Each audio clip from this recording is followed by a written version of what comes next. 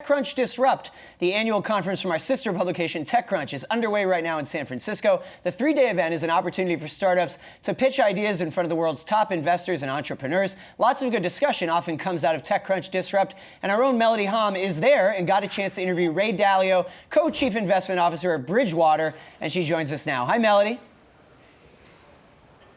Hey, Dan. Yeah, it was a really wide-ranging conversation. Ray Dalio, of course, runs the largest hedge fund in the world by assets, based here in Connecticut. When you think about the overall landscape of markets right now, it's so interesting because Ray Dalio basically teased the fact that he may not be operating in the markets for much longer, especially because he's 70 years old and he's trying to think about his own succession plans. I have to say, even though he's a finance guy, he was actually probably the most popular person here in the TechCrunch auditoriums. He did a book signing. It was really hard to even get him to sit down for this interview. I want you to take a look at our conversation. I'm joined by Ray Dalio, the founder, co-CIO, and co-chairman of Bridgewater Associates. Thanks so much for joining us today. It's a kick to be with you. Yeah, so we're here at TechCrunch Disrupt, and you are now the face of an app, right? Principles, and it's been getting a lot of heat and traction over the last couple of months. What is the success story behind Principles, and why do you feel like it's been performing well? To know how to fail well, you know, and to realize it's the path to success, to know that knowing how to deal with one's not knowing is more important than anything one knows. To know how to have an idea meritocracy and to know how to have fun and go after your dreams and make that happen. So it's a kick to pass that along. So it's really interesting, the app itself, you're giving people the opportunity to craft their own principles, right? In addition to following yours, it's almost like, okay, this can be your vision board as well. What would you say is the most creative sorts of principles that you've seen others contribute to the platform? Well, we're just starting to collect the principles. So But you know, there's the themes that you see over and over again, and they're true. Yep. So I wouldn't make the generalization. I can't imagine the ones that I would say are the most creative, but they're mostly how to get past the challenges, the pains, and all of that. So I would say maybe those. As you look at your principles personally, what is the most challenging one for you to really hold true to, or you feel as though you face the most obstacles in trying to make sure you're consistently meeting that principle? Well, I don't know if it's the most valuable one is to meditate. I would say it's not the most challenging, but I want to do it the most because that gives me the equanimity, the creativity that really helps so much. So I would say that would be one of the most important, certainly. You've rolled out some new tools as well to really help entrepreneurs and leaders. Can you explain the new push here? Well, I want to pass along all the tools that have been helpful because tools create habit, they create a framework that allows all these principles to be carried through. I want really an idea meritocracy. That's the most important thing. And so the tools allow that. So I'm passing along first the dot collector. So everybody's going to be available for you able to use the dot collector. I think that'll be terrific. It's our most loved and most impactful tool. And what would you say is the success story?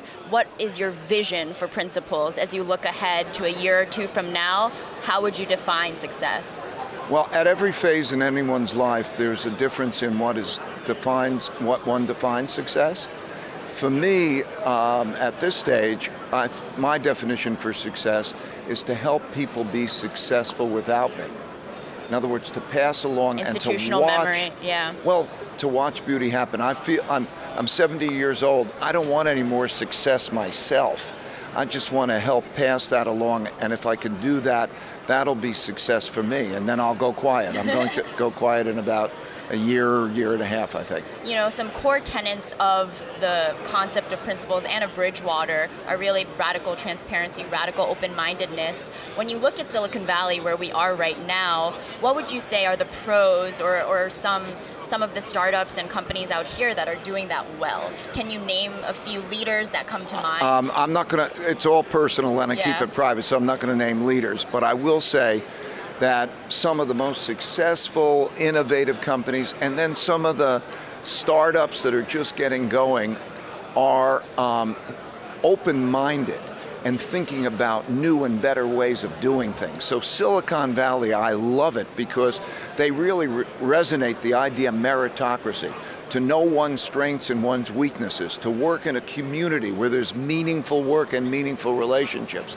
It resonates here. So that receptivity is really big here. And you personally have really taken to social media platforms like Twitter, like LinkedIn, to really be an author, right? In addition to your book, and you're finding avenues to express yourself and engage with customers and people who are interested in your words. Would you say LinkedIn is the best portal? I want to clarify what I'm doing. Yeah. I was sort of hesitant. I'm going to go on social media, and I don't know, and I'm not doing it for most of those reasons. I'm doing it because I'm having quality exchanges with people. Every day we're exchanging thoughts on principles, and we're having the back and forth, and the people are really nice, and they're very appreciative, and I love communicating with them. So, I like that. We're communicating in very honest ways, but most importantly, it's quality. Like, what are you facing? And to realize that whatever you're facing, there's a principle for it, right? To not view each of these individual things as individual things, but part of that principle. That back and forth exchange has been really well. I'm loving the communication. I want to briefly touch upon your latest LinkedIn post where you specifically are addressing the administration potentially curbing some of the investments into China and the capital flows there. Would you say that is the optimal scenario? Is that the way that the U.S. government should be going about relations with China? No, I wouldn't say that. There are four types of wars, right? There's a trade war, there's a capital and currency war, there's a technology war, and then there's a geopolitical war. And I'm seriously concerned about the nature of those wars. So, it has to be done. This exchange of how you accomplish things we shouldn't even be using the term war. We're using it too easily. We should be using the term negotiation, I think.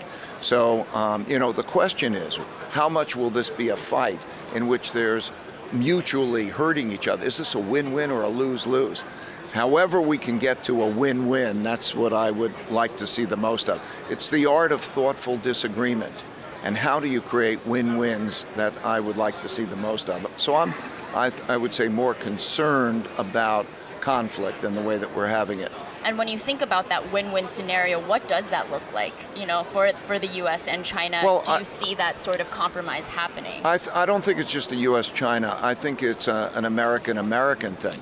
In other words, I think when we're dealing with conflict, we're now saying, can we go above it so that we don't make it a lose-lose, so that we know how to get what we each want through exchanges. Like, you tell me what you want and let me see if I can help you get it, and let's do the same so that we build on win-wins. I think we're having the same challenges domestically. There's a wealth gap, and there's an opportunity gap, and then there's a conflict between increasingly extremes and a fight that can become a really dangerous fight and produce a lose-lose.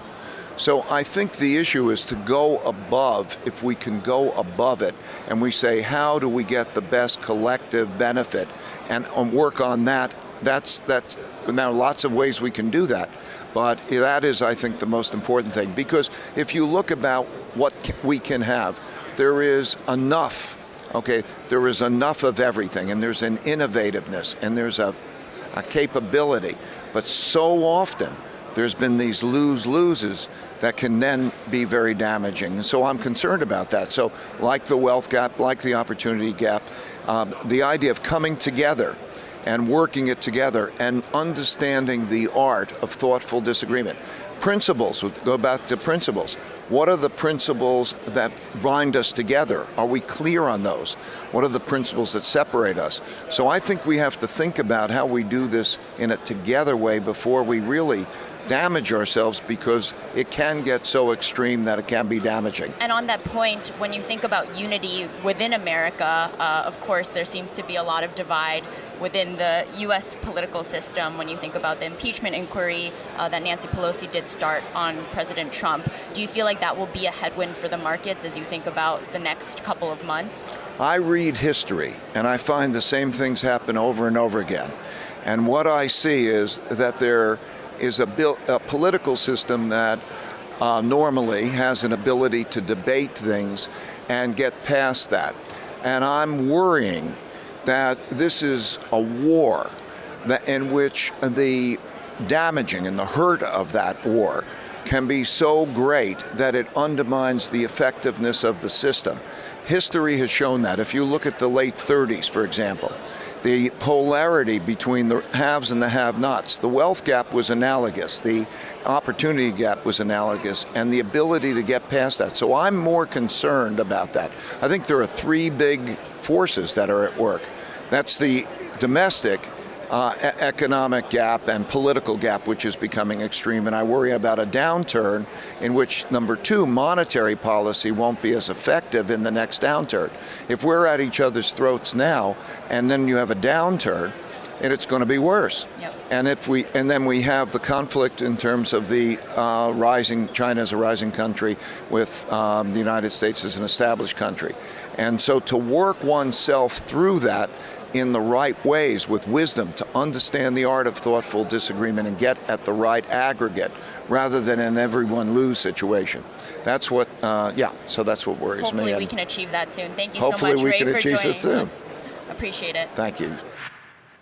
That was Ray Dalio, the founder of Bridgewater Associates. Dan, it was a really interesting conversation, as you could glean, and the art of thoughtful disagreement came up at least twice during that conversation, if only our political system, and when you think about global relations, if that were actually a core tenet of discussions. I think he did lay out some interesting headwinds ahead, although he wasn't necessarily taking on a fearful approach, but that's what happens when you're sitting on a lot of assets, I suppose. Yes, that's a good way to put it. Thanks so much, Melody. That is Melody Hom of Yahoo Finance, who is there in San Francisco for TechCrunch Disrupt all week. So we want to encourage you, the viewer, to watch our coverage of Disrupt all week here on YahooFinance.com. Hey investors, Zach Guzman here. Are you interested in learning more about the markets and getting the latest financial news? Well, then click right here to subscribe to our Yahoo Finance YouTube channel. Get the latest up-to-the-minute market analysis, big interviews in the world of finance, and information on how to manage your money every day wherever you are.